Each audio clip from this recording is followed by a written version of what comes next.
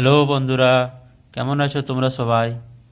আজ আমরা অর্গানিক কেমিস্ট্রির আরেকটা important topic SN2 biomolecular nucleophilic substitution reaction.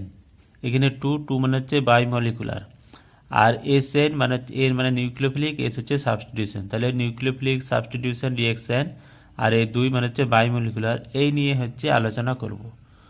তো আগের ভিডিওটা আমরা SN1 আলোচনা করেছি, ওই ভিডিওটা তোমরা একটু দেখে নেবে যে SN1 রিঅ্যাকশনের ক্ষেত্রে কি হয়, আর তাহলে তোমরা SN1 আর SN2 ডিফারেন্সটাও ভালোভাবে বুঝতে পারবে।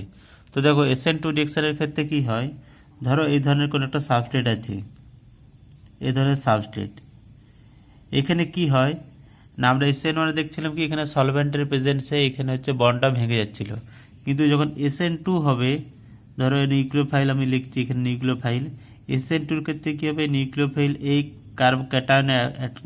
এই কার্বনে অ্যাটাক করবে, ডিরেক্ট এই কার্বনের ব্যাক সাইড থেকে অ্যাটাক করবে, আর এই উল্টো দিক থেকে কি হবে, লিভিং গ্রুপটা হচ্ছে বেরিয়ে যাবে। এখানে আর কি, আর এক্স হচ্ছে সাবস্ট্রেট, যেখানে আর হচ্ছে যেখানে কার্বনটা থাকবে ওই কার্বনটা কি হবে, sp2 হাইব্রিডাইজ হবে। আর এর যে কার্বন সেই কার্বনটা হচ্ছে কি sp3 হাইব্রিডাইজ। আর এক্স হচ্ছে কি লিভিং গ্রুপ, আর এটা তো তোমরা জানো এনইউ মানে হচ্ছে নিউক্লিওফাইল, এটা হচ্ছে নিউক্লিওফাইল। তাহলে নিউক্লিওফাইল এই কার্বন অ্যাটাক করবে আর এদিক থেকে এক্স হচ্ছে বেরিয়ে যাবে। এটা হচ্ছে এই nucleophilic substitution reaction biomolecular SN2 রিঅ্যাকশনের এটা হচ্ছে বৈশিষ্ট্য।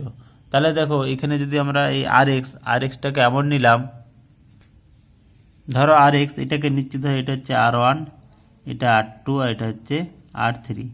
এটা ধরো বিলো দ্য প্লেন আছে আর এটা ধরো অ্যাবাভ দ্য প্লেন আছে। আর হচ্ছে যে ধরো নিউক্লিওফাইলটা নিচ্ছে কি ওয়াই মাইনাস হচ্ছে নিউক্লিওফাইল। তাহলে কি হবে, এখান থেকে যখন SN2 হবে তখন কি করবে, এই ওয়াই মাইনাস এই যেদিকে এক্স আছে লিভিং গ্রুপ যেদিকে বেরোবে, লিভিং গ্রুপ তো বেরোবে এই সাইড থেকে, তাহলে এ ওয়াই মাইনাস এই যে নিউক্লিওফাইল এ কী করবে, এ ব্যাক সাইড থেকে অ্যাটাক করবে, এই কার্বন অ্যাটাক করবে, এ ব্যাক সাইড থেকে অ্যাটাক করবে, আর এক্স হচ্ছে কি ঠিক উল্টো দিকে হচ্ছে যে এক্সটা হচ্ছে বেরিয়ে যাবে।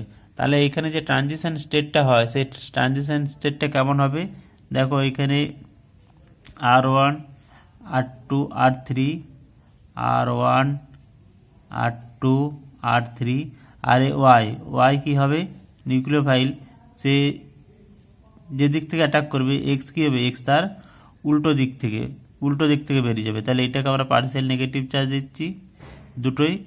এখানে হচ্ছে ওয়াই নিউক্লিওফাইল অ্যাটাক করছে বেরোয়, তাহলে এইখানে SN2-র ক্ষেত্রে কী হয়, দেখো এইখানে যেমন হচ্ছে একটা বন্ড হচ্ছে ফরমেশন হবে, তেমন একটা বন্ড হচ্ছে ব্রেকও হবে।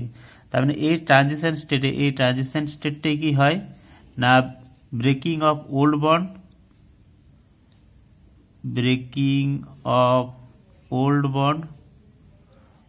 মানে আমরা কি বলছি, যে বন্ডটা ছিল,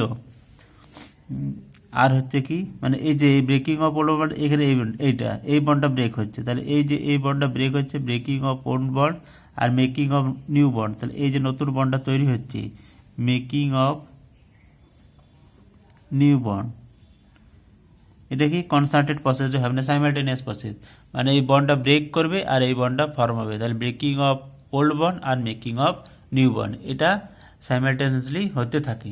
এরপর আমরা কি পাবো, আমরা এখানে যে প্রোডাক্ট পাবো, আমরা SN1-এ কি দেখেছিলাম 50-50% প্রোডাক্ট মানে রেসিমিক মিক্সচার, কিন্তু SN2-এর ক্ষেত্রে কি হয়, দেখো এই যে দিক থেকে অ্যাটাক করছে এক্সট্রা দিকে বেরিয়ে, তাহলে এদিক থেকে যদি অ্যাটাক করে তাহলে এই যে তিনটে R1 R2 তাহলে এরা ঘুরে যাবে, ঘুরে গেলে কেমন হবে, ওয়াই এদিকে R1 R2 R3।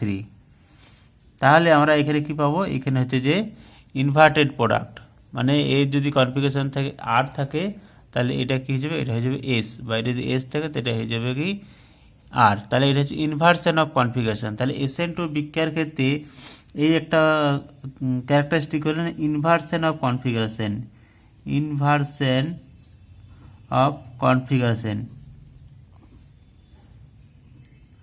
মানে সাবস্ট্রেট এ যদি থাকে আর তাহলে প্রোডাক্ট হয়ে যাবে এস, সাবস্ট্রেট যদি থাকে এস তাহলে প্রোডাক্ট হয়ে যাবে আর। এই inversion of configuration R S, এই আর এস নিয়ে আমি একটা ভিডিও তৈরি করব, সেটা তোমরা দেখে নেবে।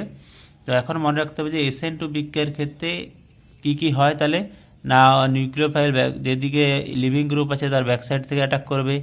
এখানে একটা এরকম পেন্টাকোনিনের ট্রানজিশন স্টেট অ্যাটেন্ড করা হয়, যেখানে কি হচ্ছে breaking of old bond are making of new bond simultaneously হচ্ছে। আর একটা কি এখানে ইনভার্সন অফ কনফিগারেশন হচ্ছে যে চেঞ্জ হয়ে যাবে।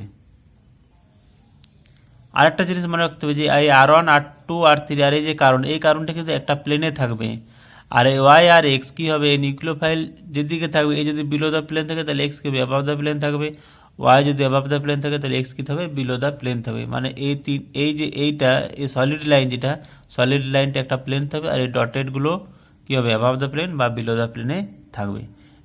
এরপর আমরা আলোচনা করবো হচ্ছে kinetics study of SN2 reaction. তাহলে SN2 রিয়েকশনের ক্ষেত্রে দেখো কি হচ্ছে, আর এক্স আর কি হচ্ছে লিভিং গ্রুপ আর অ্যাটাকিং নিউক্লিওফাইল আছে। এরপর কি হচ্ছে, এরপর আমরা কি পাচ্ছি হচ্ছে যে প্রোডাক্ট। এখানে কি দেখতে পাচ্ছ যে ওয়াই মাইনাস এই যে নিউক্লিওফাইল অ্যাটাক করছে আর এক্স হচ্ছে বেরিয়ে যাচ্ছে।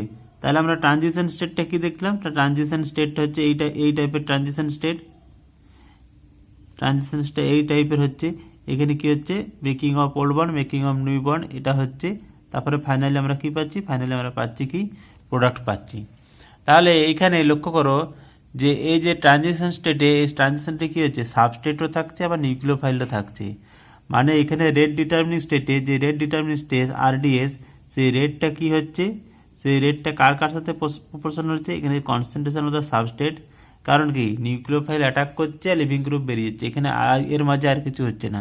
তাহলে রেটটা কার উপর ডিপেন্ড করছে, রেটটা সাবস্টেটের উপরে কনসেন্ট্রেশনের উপরেও ডিপেন্ড করছে, আবার হচ্ছে কি নিউক্লিওফাইল অ্যাটাকিং যে নিউক্লিওফাইল আছে তারও কনসেন্ট্রেশনের উপরে ডিপেন্ড করছে। তাহলে এই দুটোরই কনসেন্ট্রেশনের উপরে ডিপেন্ড করছে। সেই জন্য কি হচ্ছে রেট হচ্ছে কি প্রপোর্শন হচ্ছে কনসেন্ট্রেশন অফ সাবস্টেট আর কনসেন্ট্রেশন অফ দ্য নিউক্লিওফাইল, মানে এরও এক ঘাত আর এরও এক ঘাত। তাহলে 1 + 1 কি হয় 2, সেই জন্য এই রেট এটা কি হচ্ছে বাইমলিকুলার, মানে এই জন্য এই দুইটা আসছে, দুইটা কি জন্য আসছে বাইমলিকুলার। আরেকবার বলছি এই সাবস্টেটেরও এক ঘাত আর নিউক্লিওফাইলেরও এক ঘাত। আমরা কি জানি অর্ডার কি জানি, বিক্রিয়ার অর্ডার কি হয়, এদের পাওয়ারগুলো যা আছে সেটা যোগ হয়ে যায়, অর্ডার হচ্ছে 1 + 1 = 2। তাহলে ওভারঅল এই যে বিক্রিয়ার রেট সেটা হচ্ছে কি হচ্ছে দ্বিঘাতের উপর ডিপেন্ড করছে, সেই জন্য SN2 বাইমলিকুলার। ওই জন্য এটা SN2 কেন বলা হচ্ছে নিউক্লিওফিলের সাবস্টিটিউশন বাইমলিকুলার রিয়েকশন, কারণ কি রেটটা সাবস্টেট আর নিউক্লিওফাইল দুটোরই কনসেন্ট্রেশনের উপর ডিপেন্ড করছে। আমরা SN1 কি দেখেছিলাম শুধুমাত্র সাবস্টেটের উপর ডিপেন্ড করছিল এক ঘাতের উপর, সেই জন্য এটা ছিল ইউনিমলিকুলার নিউক্লিওফিলিক সাবস্টিটিউশন রিয়েকশন। কিন্তু এখানে কি হচ্ছে সাবস্টেট নিউক্লিওফাইল দুটোরই কনসেন্ট্রেশনের উপর ডিপেন্ড করছে বলে এটা হচ্ছে কি বাইমলিকুলার। তাহলে রেটটা কি হচ্ছে, অতএব রেট সমান আমরা একটা রেট কনস্ট্যান্ট দেবো কে, আর এখানে সাবস্টেট হচ্ছে আর এক্স, আর নিউক্লিওফাইল কি ওয়াই মাইনাস, যেখানে কেটাকে লিখে দিতে হবে, কেটা হচ্ছে rate constant, K is rate constant. তাহলে রেট সমান K into concentration of substrate into concentration of the attacking nucleophile. এরপর আমরা আলোচনা করব পোটেনশিয়াল এনার্জি ডায়াগ্রাম। আমরা SN1 বিক্রিয়ার ক্ষেত্রে পোটেনশিয়াল এনার্জি ডায়াগ্রাম আলোচনা করছি। SN2 ক্ষেত্রে পোটেনশিয়াল এনার্জি ডায়াগ্রাম খুবই সিম্পল। আমরা হচ্ছে দুটো ডায়াগ্রাম আঁকবো, একটা হচ্ছে এক্সোথার্মিক প্রসেসের ক্ষেত্রে আর একটা হচ্ছে এন্ডোথার্মিক প্রসেসের ক্ষেত্রে। এইদিকে কি প্লট করা হচ্ছে, এইদিকে হচ্ছে পোটেনশিয়াল এনার্জি আর এইদিকে হচ্ছে প্রোগ্রেস অফ দ্য রিয়েকশন বা reaction coordinate, progress of the reaction বা রিয়েকশন কোঅর্ডিনেট, আর এইদিকে হচ্ছে পোটেনশিয়াল এনার্জি আর এইদিকে হচ্ছে যে প্রোগ্রেস অফ দ্য রিয়েকশন,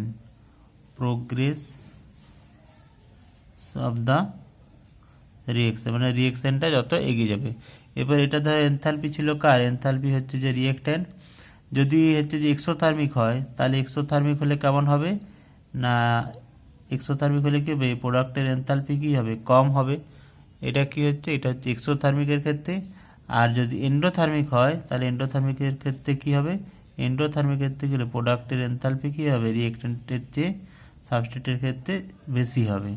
তাহলে এটা হচ্ছে কি, এটা হচ্ছে এক্সোথার্মিকের ক্ষেত্রে এটা হচ্ছে ডেল্টা এইচ হচ্ছে নেগেটিভ, এখানে ডেল্টা এইচ হচ্ছে নেগেটিভ। আর এইখানে কি হচ্ছে এন্ডোথার্মিক, এইখানে কি হচ্ছে, এইখানে ডেল্টা এইচ হচ্ছে কি পজিটিভ। প্রোডাক্টের এনথালপি কী আছে, সাবস্ট্রেটের চেয়ে বেশি আছে। এখানে প্রোডাক্টের এনথালপি কী আছে, সাবস্ট্রেটের চেয়ে কম আছে, সেই জন্য এনথালপি রেখে হচ্ছে নেগেটিভ, আর এখানে এনথালপি হচ্ছে পজিটিভ। তাহলে এটা হচ্ছে এক্সোথার্মিকের ক্ষেত্রে, এক্সোথার্মিক। আর এটা হচ্ছে কি, এটা হচ্ছে ফর এন্ডোথার্মিক। এই হচ্ছে সিম্পল SN2 রিঅ্যাকশনের potential energy diagram for exothermic reaction and for endothermic reaction. যদি ভিডিওটি ভালো লেগে থাকে তাহলে অবশ্যই লাইক করবে, শেয়ার করবে, আর চ্যানেলটিকে সাবস্ক্রাইব করতে ভুলবে না। দেখা হচ্ছে নেক্সট ভিডিওতে। Thank you.